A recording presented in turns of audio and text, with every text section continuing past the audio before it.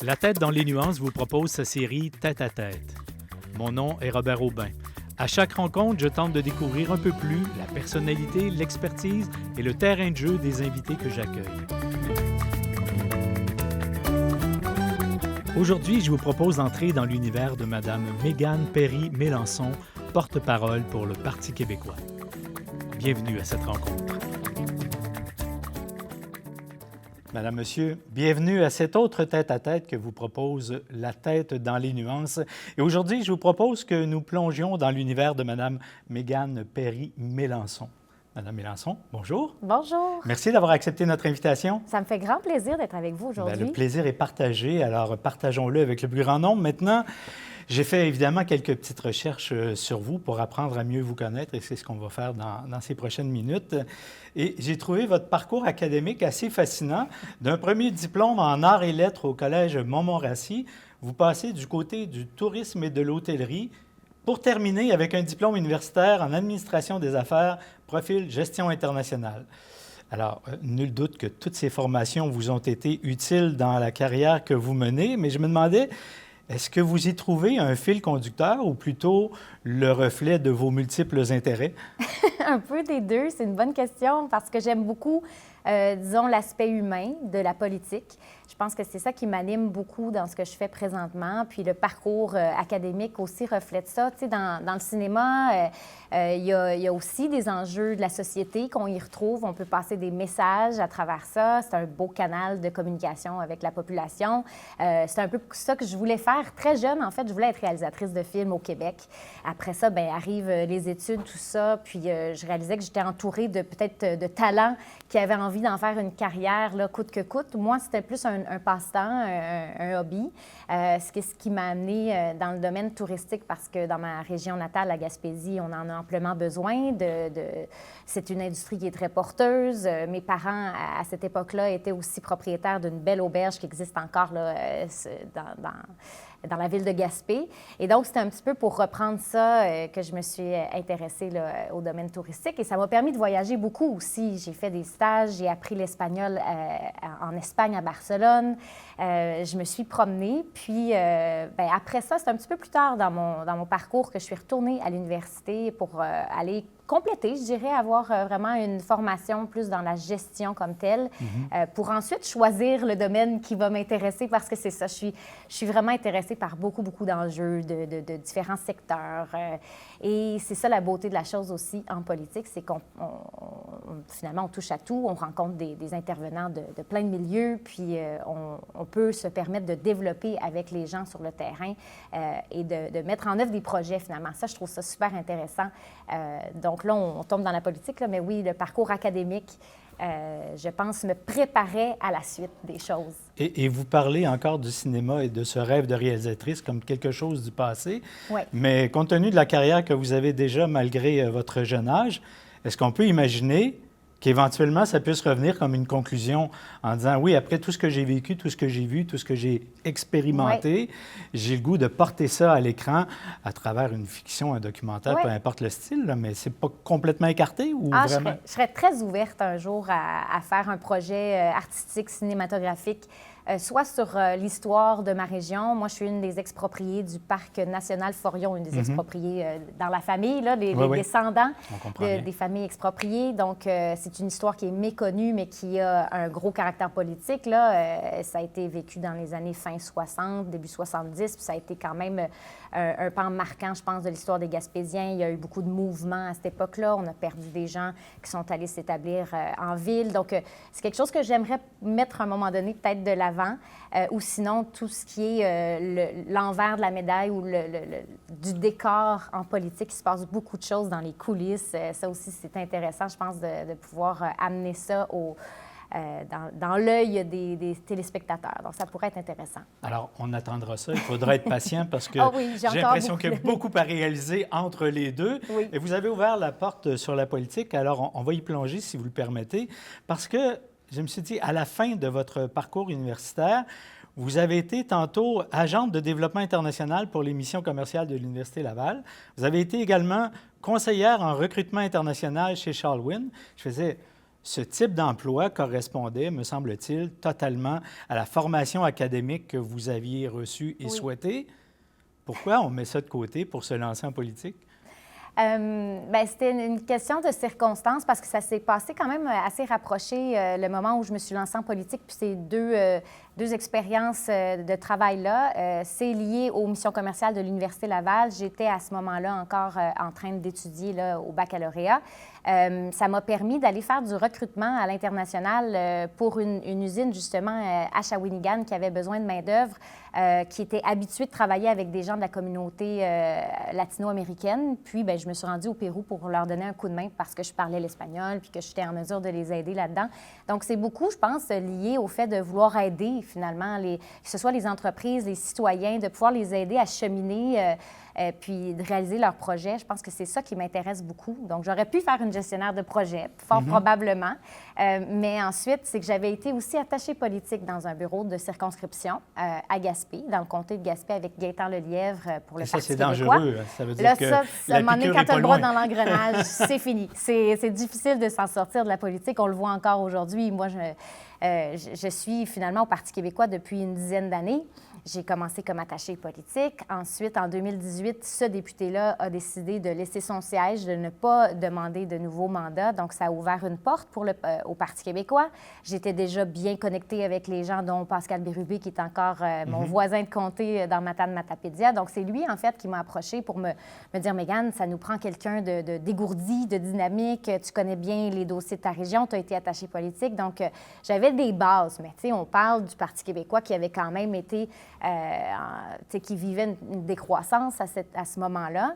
Puis ça m'a ouvert une porte parce que c'est sûr que quand tu es jeune, tu as 28 ans, puis que tu dis aux électeurs, bien, faites-moi confiance, j'ai tout ce qu'il faut pour être votre député après la campagne.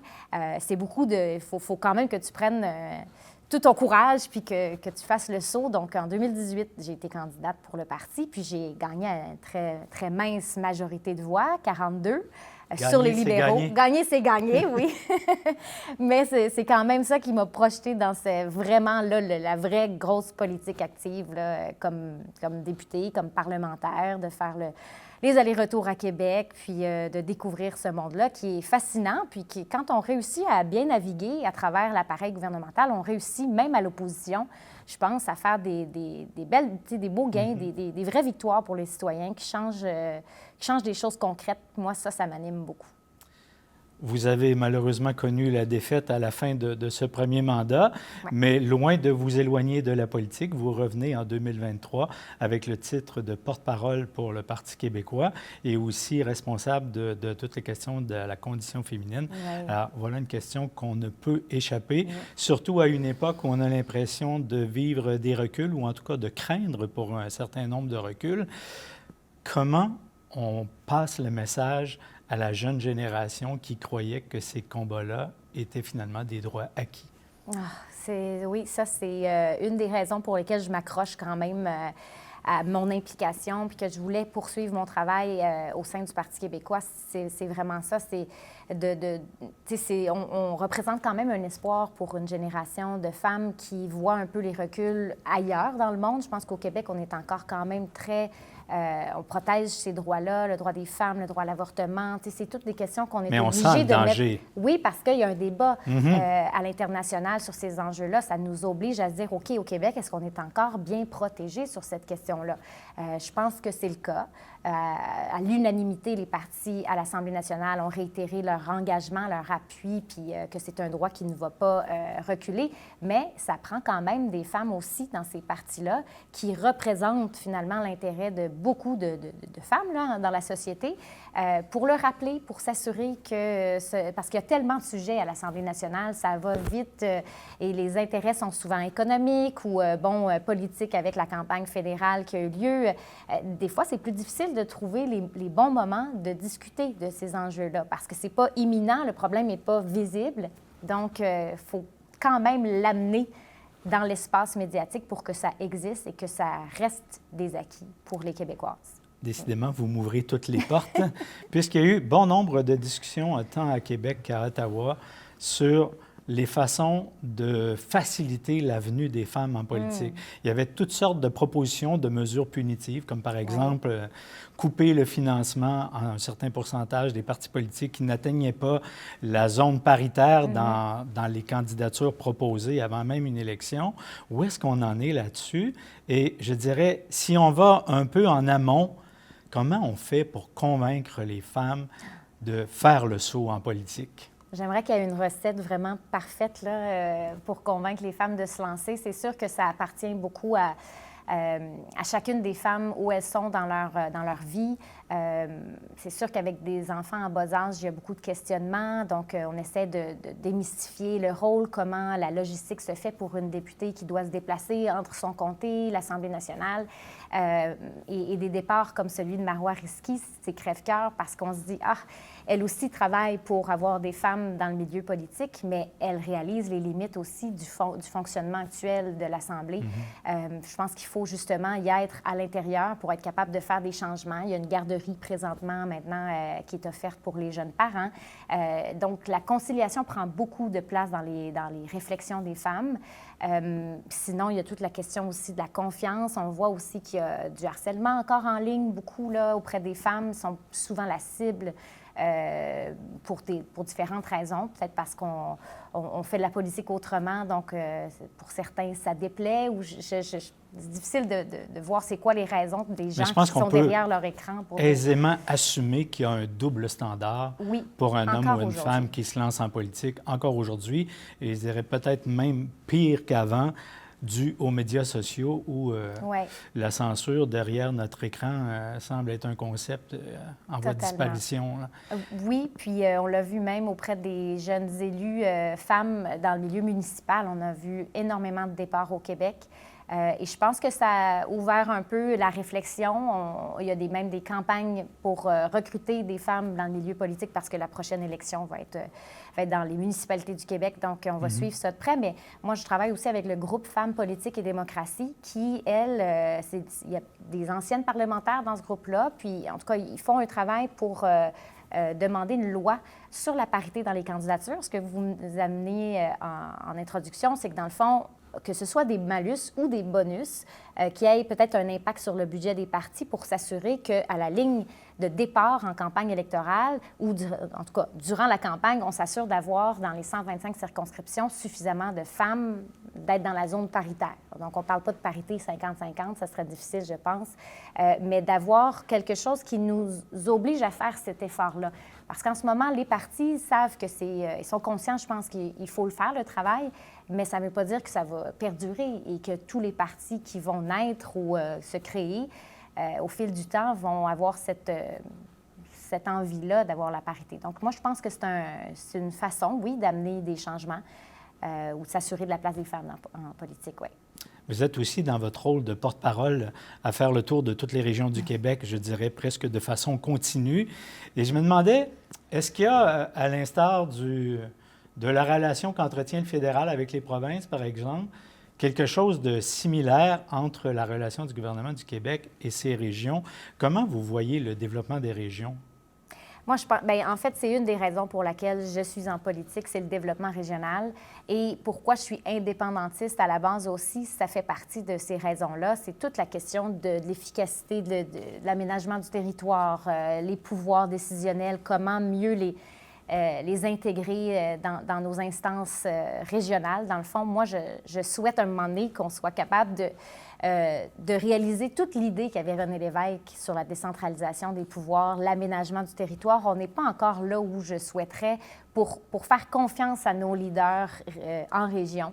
Donner les moyens. En ce moment, les municipalités règlent un paquet de choses pour le gouvernement du Québec parce qu'il n'y a plus de garderie sur leur territoire puis que là, ils ont de la misère à attirer des gens chez eux. Bien, c'est eux autres qui vont essayer de mener les projets de CPE. Ça n'a aucun sens. Mais on le voyait souvent, des élus prendre la parole puis essayer de porter ce genre de dossier-là. Il faut que l'État joue son rôle quand même, a une grande responsabilité sur l'éducation, la santé, mais c'est nos gouvernements de proximité qui vivent les impacts quand ça ne fonctionne pas bien. Donc, il faut s'assurer d'avoir une bonne coordination. Mais je ne voudrais pas dire que c'est la même chose par rapport au régime fédéral et les provinces. Je pense qu'on est ailleurs. Là. Le Québec a quand même une meilleure connaissance, le gouvernement, des besoins. Il faut qu'il fasse confiance aux gens. Alors que j'ai un peu l'impression qu'au Canada, c'est pas parce qu'on ne connaît pas les besoins, c'est parce qu'on a décidé de faire d'autres choix que celui du Québec. Là. Je ne rentrerai pas trop là-dedans parce que je sais qu'on va quand même avoir des belles discussions là-dessus. Mais je ne voudrais pas comparer. Mais je pense qu'il faut en faire plus pour aider nos municipalités et j'espère que ça va être un message qu'ils vont porter à la prochaine élection. Mais moi, je m'engage, puis le Parti québécois aussi, là, à assurer une décentralisation des pouvoirs décisionnels et surtout donner les moyens financiers. Et, je dirais, dans les conversations que les gens ont sur les régions, il arrive un certain nombre de fois que l'on confonde région et ruralité. Oui. Alors, qu'en est-il pour vous de la ruralité du Québec? Quelles sont les attentes de développement ou les spécificités sur lesquelles vous souhaitez travailler en fonction de la ruralité? Bien, en ruralité, je pense qu'il faut s'assurer d'avoir une mobilité intéressante. Moi, je suis dans une région, en Gaspésie, qui a un bilan migratoire positif depuis 8 années consécutives. Donc, je pense qu'il y a un appétit pour s'installer dans des régions rurales, mais il n'y a pas encore tous les moyens. Les infrastructures ont souvent été...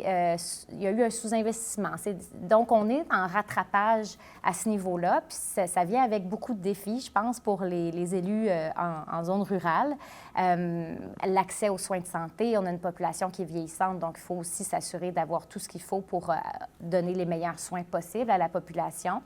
Mais on vit quand même des enjeux qui peuvent s'apparenter à ceux d'une région comme Trois-Rivières, notamment. Là. C'est pas... je pense qu'on vit des combats assez similaires puis qu'on devrait davantage unir nos voix même pour ces questions-là. Mais c'est sûr que ça vient quand même avec des gros défis de vivre en région éloignée. Moi, je le vois, transport aérien, je ne vais pas rentrer dans des sujets très, très politiques, mais on est quand même déçus du dernier programme, là, comment on l'a monté.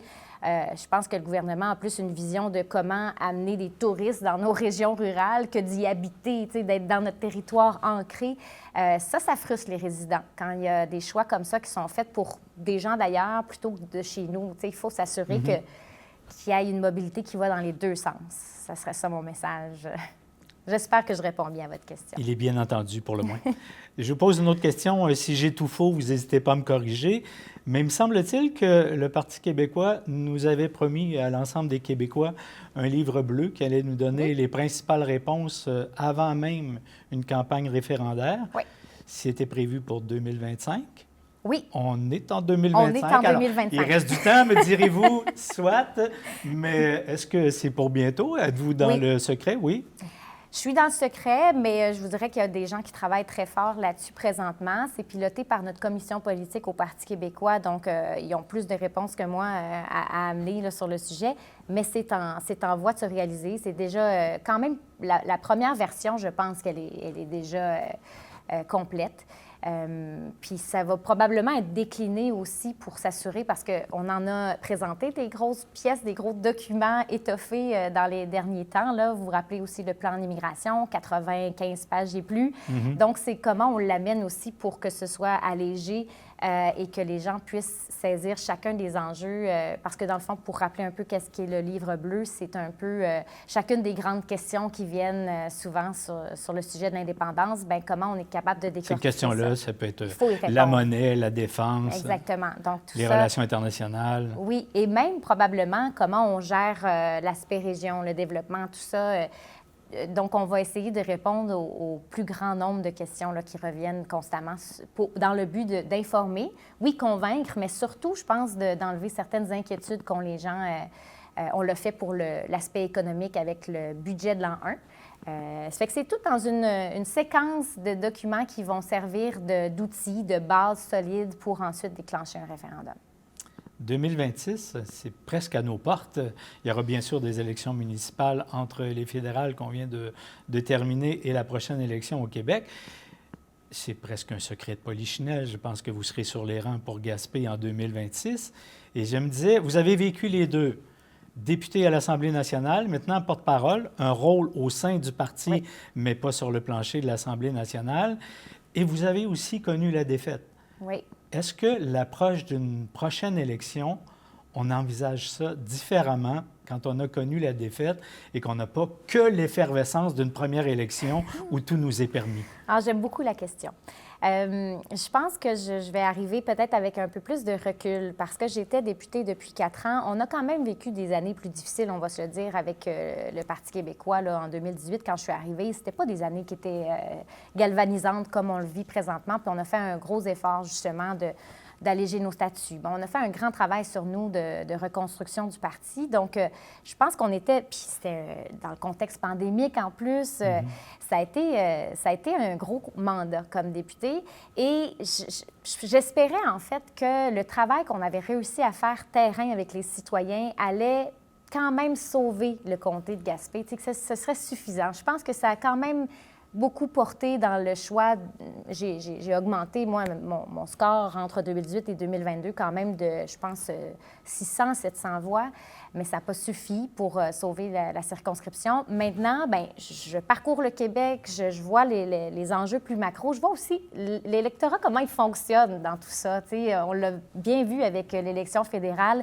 Les gens peuvent être un peu confus quand arrivent des gros morceaux comme l'administration Trump qui est arrivée avec des menaces tarifaires, annexation d'un 51e État. Quand il arrive des choses comme ça, bien, ça déstabilise beaucoup. Et moi, j'en ai profité pour observer justement comment les Québécois réagissent face à ça. C'est intéressant, puis ça va certainement servir pour la suite des choses, mais ça ne change pas. En fait, nous, on a une orientation qui est claire au Parti québécois, puis c'est pour ça que moi, que je milite et que je suis encore là. C'est vraiment, on veut travailler à informer les gens sur la démarche d'un référendum, de qu'est-ce que ça nous amènerait concrètement et individuellement aussi d'être dans un pays qui est le Québec. Je pense qu'on a beaucoup à offrir, mais il faut être capable de le vulgariser. Paul Saint-Pierre Plamondon est un excellent vulgarisateur. Je pense qu'il est capable de nous projeter dans un Québec pays, mais il faut le faire sur le terrain aussi. Donc, c'est un peu pour ça que la porte-parole, bien, elle essaie d'occuper le territoire quand les députés siègent. Ça me permet, moi, de parler à beaucoup, beaucoup de gens au Québec. Mais c'est clair que de voter pour le Parti québécois, c'est un pas de plus vers une démarche référendaire. Puis je pense que ça, on a beaucoup de travail à faire. C'est ce qu'on fait présentement pour bien définir, je pense, les contours et tout ça du projet. Mais c'est emballant. Puis on voit aussi que ça nous amène des gens dans le parti, beaucoup de monde qui veulent militer pour ça. Puis ça amène une nouvelle énergie aussi qu'on avait peut-être moins quand je suis arrivée comme députée en 2018. Donc, c'est vraiment différent, mais très intéressant ce qui s'en vient pour la suite. On vous voit éminemment passionné et engagé. Oui. Est-ce que c'est envisageable, une vie ou une carrière sans implication politique pour vous? Sans implication, bien, je pense que je vais toujours être impliquée. Puis je vois plein de politiciens qui sortent, qui prennent leur retraite puis qui sont encore autant plongés dans l'actualité, qui ont de la difficulté à décrocher. Fait que je me vois pas dans une vie où la politique n'existe pas pour la suite. J'espère que la suite sera celle sur laquelle je travaille là, concrètement. Mais non, j'envisage pas une vie sans politique. Cette proximité-là que ça m'amène avec les gens, moi, je me suis beaucoup rapprochée justement de mes voisins à Gaspé, les citoyens d'une belle région comme ça donne envie d'en faire plus puis de se prouver pas à nous-mêmes, mais aux autres finalement, pour leur amener des résultats positifs. Tu sais, c'est très valorisant quand on est capable de faire des choses comme ça pour ses concitoyens, en fait. Je sais d'expérience ce qu'est la vie politique et l'engagement que ça nécessite. Alors, je sais aussi l'importance de pouvoir recharger ses batteries à un moment donné, parce que sinon, on n'y arrive pas. Alors, je vous pose une question d'un tout autre genre. Quand on a pêché un thon rouge de 810 livres, est-ce qu'on est capable de retrouver le plaisir de taquiner la truite que pour le plaisir de se retrouver en nature? Ah oui, tous les types de pêche, c'est formidable. C'est de connecter avec la nature. C'est sûr que c'est une expérience pleine, entière. Là, le thon, je l'ai fait une seule fois parce qu'il faut connaître la bonne personne pour nous amener sur son bateau, mais c'est extraordinaire. Et même là, c'est pas gage de succès. Alors, non, puis c'est pas toujours des 810 livres qui sortent de l'eau non plus. Mais vous avez eu votre 649. Vraiment. Mais oui, c'est ça. Peu importe le type de pêche. Moi, j'aime être en nature, puis J'ai même un bon guide de pêche au saumon, qui était mon conseiller politique, avec qui je suis très proche, puis il m'amène quand il peut là, sur les rivières à saumon. Oui, toute une technique particulière. Vraiment. Fait que ça, c'est... Que vous possédez? Pas tout à fait encore, mais cet été, j'espère... Oui, cet été, j'espère avoir du temps. Là. Je vais prendre le temps, en fait, pour Sage déconnecter. Réponse. Ouais. Bien, voilà, ça conclut ce tête-à-tête. Je vous remercie infiniment d'être passé sur notre plateau. Évidemment, on va vous suivre dans les prochains mois, prochaines années, parce que la scène politique va être en pleine effervescence. Merci beaucoup, Mme Perry-Melançon. Un grand merci, puis à toute l'équipe du Bel Accueil.